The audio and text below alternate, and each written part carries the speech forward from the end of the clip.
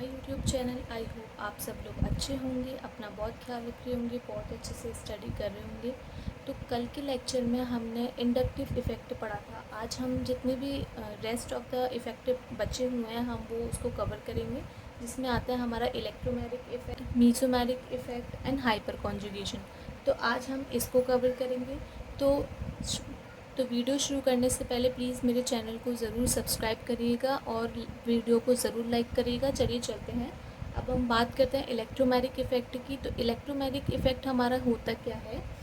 Electromagnetic effect में भी हमारे दो टाइप में आते हैं। कल मैंने इलेक्ट्रोमैग्नेटिक इफ़ेक्ट आपको थोड़ा सा शॉर्टली बता दिया था, बट इंडक्टिव इफ़ेक्ट मैंने आपको डिटेल में बताया था, इलेक्ट्रोमैग्नेटिक बताई थी आपकी। तो इलेक्ट्रोमैग्नेटिक इफ़ेक्ट में भी दो टाइप में होते हैं हमारे, plus E effect and minus E effect. Minus E effect मैंने लिखा नहीं क्योंकि वो सिमिलर होता है प्लस ई इफ़ेक्ट के जैसे ही। प्लस ई इफ़ेक्ट हमारा क्या होता है? Pi electrons are transfer that atom to which reagent get attached. Pi electrons जो मल्टीपल बॉन्ड्स के होते हैं वो वहाँ ट्रांसफ़र होते हैं जहाँ पे जो रिएजेंट होता है वो अटैक करता है, तो उसको हम प्लस ई इफ़ेक्ट बोलते हैं। माइनस ई इफ़ेक्ट इसका डायरेक्ट उल्टा होगा। माइनस ई इफ़ेक्ट वो होगा जहाँ पे जो पाई इलेक्ट्रॉन्स होंगे मल्टीपल बॉन्ड्स के वहाँ अटैच्ड होंगे जहाँ पे रिएजेंट अटैक नहीं होगा। ठीक है, तो ये हो गया हमारा इलेक्ट्रोमैग्नेटिक इफ़ेक्ट। इसमें इलेक्ट्रॉन्स का खेल है। इंडक्टिव इफ़ेक्ट में भी इलेक्ट्रॉन्स का खेल था। इसमें जो मेनली आता है वो आता है हमारा इलेक्ट्रॉन्स आता है। इसमें जो मेनली आता है हमारा वो इलेक्ट्रॉन्स आता है। नेक्स्ट आता है हमारा मीज़ोमैग्नेटिक इफ़ेक्ट। मीज़ोमैग्नेटिक इफ़ेक्ट हमारा क्या होता है? मीज़ोमैग्नेटिक इफ़ेक्ट को भी हम रेजोनेंस इफ़ेक्ट बोल सकते हैं। तो इसमें क्या होता है? इसमें भी दो टाइप में आते हैं हमारे, plus R effect and minus R effect. Plus R effect क्या होता है? वो मैं आपको अपनी हर वीडियो में मेमोराइज़ कराती हूँ कि आप पेन और कॉपी लेके ज़रूर बैठिए ताकि आप इसको नोट कर सकें। तो प्लस आर इफ़ेक्ट हमारा क्या होता है कि ऐसे एटम्स जो कि लूज़ कर जाते हैं इलेक्ट्रॉन को लूज़ कर जाते हैं towards the carbon atom is called the plus R और प्लस एम इफेक्ट। देखिए क्या होता है plus R effect. Mesomeric effect को हम रेजोनेंस इफेक्ट भी बोलते हैं। इसमें दो टाइप में आते हैं, प्लस आर और माइनस आर। तो प्लस आर हमारे क्या होता है कि ऐसे एटम जो इलेक्ट्रॉन्स को लूज़ कर जाते हैं, कहाँ पे कर जाते हैं? टुवर्ड्स द कार्बन एटम, तो उसको हम प्लस आर या फिर प्लस एम इफेक्ट बोलते हैं, पॉजिटिव इफेक्ट। ठीक है, नेक्स्ट इसमें जो एग्जांपल आता है वो आता है हमारा क्लोरीन। जैसे कौन से, जैसे कि हमारे एटम्स होते हैं, जैसे कि हमारे क्लोरीन हो गया, ब्रोमीन हो गया, आयोडीन हो गया, NH2 हो गया, अमीन हो गया, NR2 हो गया, OH हो गया, एल्कोहलिक ग्रुप हो गया, OCH3 हो गया। ठीक है, तो ये होते हैं हमारे प्लस आर इफेक्ट के एटम्स जो इसमें इन्वॉल्व होते हैं। नेक्स्ट आता है हमारा minus are effect. Minus are effect में क्या होता है कि ऐसे एटम या फिर ग्रुप्स जो इलेक्ट्रॉन को विड्रॉ करते हैं इलेक्ट्रॉन्स को away from the carbon atom से दूर। प्लस आर में क्या था? कार्बन एटम के टुवर्ड्स में लेके आते हैं, और माइनस आर इफेक्ट में क्या है? कार्बन एटम के टुवर्ड्स में लेके आते हैं। ठीक है, प्लस आर इफेक्ट क्या था? कार्बन एटम के टुवर्ड्स में लेके आते हैं, और जो माइनस आर इफेक्ट होता है वो कार्बन एटम्स के अवे में लेके जाते हैं। ठीक है, इसमें जो एटम्स आते हैं जो इसमें इन्वॉल्व होते हैं माइनस आर इफेक्ट में, वो होते हैं हमारे COOH मतलब carboxylic group, CHO group aldehyde group, और CN ग्रुप साइनाइड ग्रुप। ठीक है, तो ये आपको बहुत ध्यान रखना है। बहुत क्वेश्चंस पे पूछे जाते हैं, प्रीवियस ईयर में क्वेश्चंस इस पे बहुत आए हैं, तो प्लीज़ आप इसको ज़रूर से ज़रूर नोट करिए। ये एक ईज़िली मेमोराइजेबल है, मैंने बहुत ईजी और शॉर्ट वे में आपको बताया है।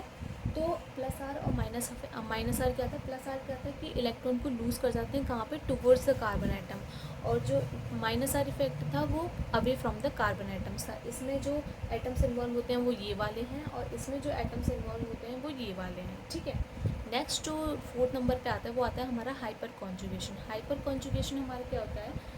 बचपन से हम पढ़ते आ रहे हैं कि हाइपर कॉन्जुगेशन होता है हमारा delocalisation of the pi bond, delocalisation of the pi electron. ठीक है, of the carbon H bond of alkyl group directly attached to an atom of unsaturated atom with the unshared p orbital. ठीक है, तो hyper conjugation की आपको easily एक छोटी सी definition याद रखनी है, delocalisation of the pi electrons in the carbon hydrogen bond of alkyl group या फिर बेंजीन रिंग में, आप इसका हाइपर कॉन्जुगेशन बोलते हैं, या फिर हम इसको ईजिली हम रेजोनेंस भी, इसको हम जब हाइपर कॉन्जुगेशन करते हैं तो रेजोनेंस का भी बोलते हैं, हम इसको रेजोनेंस भी बोल सकते हैं। हम इसको नॉन बॉन्ड रेजोनेंस भी बोल सकते हैं। कैसे?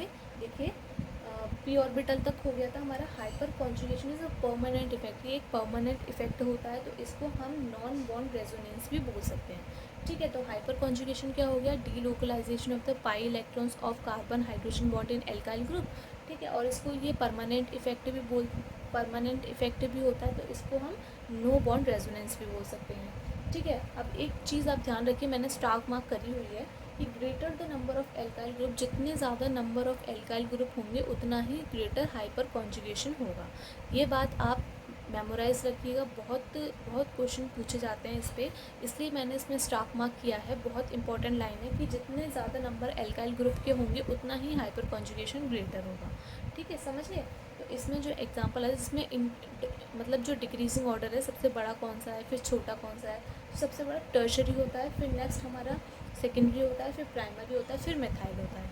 ठीक है, तो ये बहुत इंपॉर्टेंट है, याद रखिएगा। नो बॉन्ड रेजोनेंस भी बोलते हैं। अगर आपसे पूछा जाए कि नो बॉन्ड रेजोनेंस हमारा क्या होता है, तो आप बोल सकते हैं ईजिली हाइपर कॉन्जुगेशन होता है। ठीक है, अब जो हमारा दूसरा टॉपिक है वो है हमारा टाइप ऑफ ऑर्गेनिक रिएक्शन।